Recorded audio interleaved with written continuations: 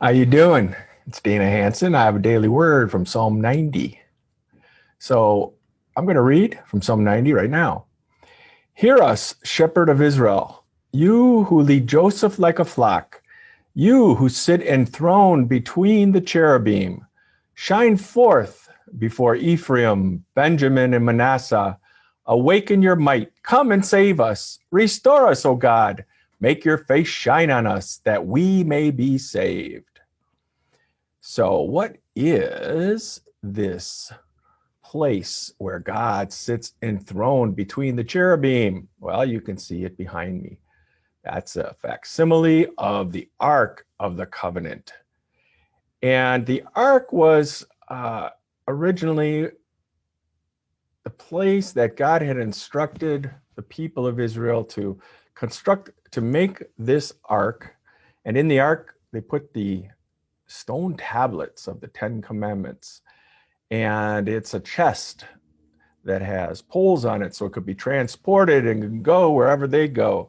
And on top of it was the seat. And this is where God would sit and speak with Moses and with Aaron and with God's people. And we see that it has statues of golden cherubim, one side and the other. The cherubim are similar to angels, not identical, but they're also heavenly beings that are with God always. And this ark was the place that they said God dwells here. And then God instructed them to build a big tent of meeting called the tabernacle to encompass the ark and to go where they go. Well, the ark eventually ends up in Solomon's temple, the first temple that was built in Jerusalem. Then the Babylonians conquer Jerusalem, destroy the temple, destroy the city, and this is 587 BC, and the ark disappears. So what happened to it? Well, the tradition closest to the biblical account goes like this. The prophet Jeremiah may have taken the ark, and obviously, with some people, he's not going to be able to carry that thing by itself. and he secretly hid it in a cave up on Mount Nebo, and that's the mountain that Moses stood on and looked at the promised land. Now, there are other rabbinic accounts that Jewish rabbis had later who said that the ark ended up in Babylon during the Babylonian captivity. And other rabbis said it may have been buried before the temple was destroyed in the Temple Mount itself. So it could still be there in Jerusalem. Then there are other speculations, like the ark ends up in Ethiopia. And sure enough, it's said to be there right now. You can see it in an Ethiopian Orthodox church. Or there's the story of Southern African tribe that the ark was taken down there and they hid it in a secret cave. And you could see it today if you could find that cave.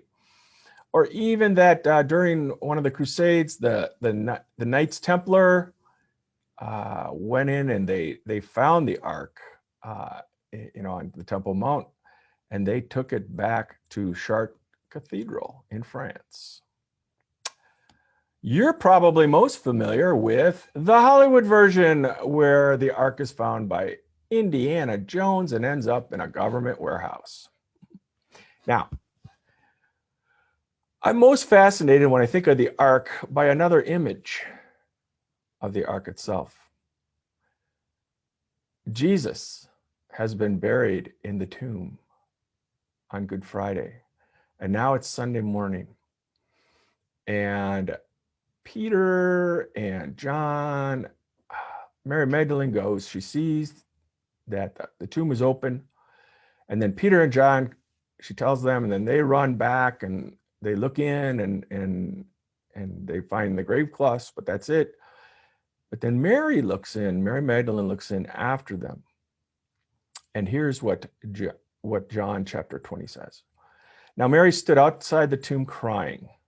As she wept, she bent over to look into the tomb and saw two angels in white seated where Jesus's body had been, one at the head and the other at the foot. sounds like the ark, the slab where they laid Jesus. One angel on one side, one angel on the other. So Jesus is the new ark. Jesus is the one who brings God to earth. He's the presence of God on earth.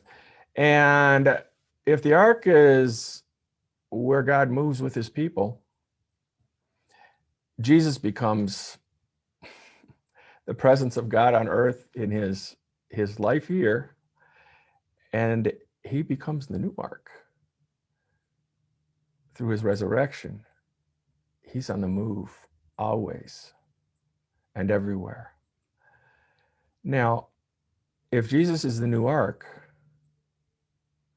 whoever follows him carries him, as it were, with them, as Jesus works through them and Jesus works in them. Of course, I'm talking about me and you. If you love Jesus, you're the ark now. Thanks.